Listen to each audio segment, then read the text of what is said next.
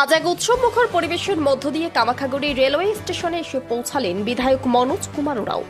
বিধায়কের আগমনকে কেন্দ্র করে এদিন সকাল থেকেই বিজেপি কর্মী ও সমর্থকদের মধ্যে ব্যাপক উন্মাদনা লক্ষ্য করা যায়। ট্রেন থেকে নামার পরই তাকে দলীয় কর্মী সমর্থকদের পক্ষ থেকে পুষ্পস্তবক এবং উত্তরীয় পরিয়ে সংবর্ধনা জানানো হয়। এদিনের এই সংবর্ধনা অনুষ্ঠানে উপস্থিত ছিলেন আলিপুরদুয়ার জেলা বিজেপি সম্পাদক সুনীল মাহাতো।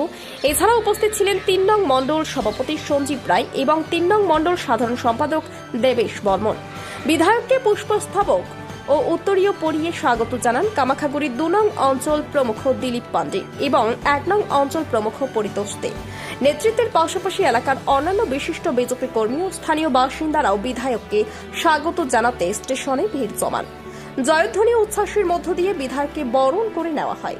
সংবর্ধনা শেষে বিধায়ক মনোজ কুমার ওরাও দলীয় কর্মীদের এই ভালোবাসায় আপ্লুত হন এবং উপস্থিত সকলের সঙ্গে সৌজন্য বিনিময় করেন।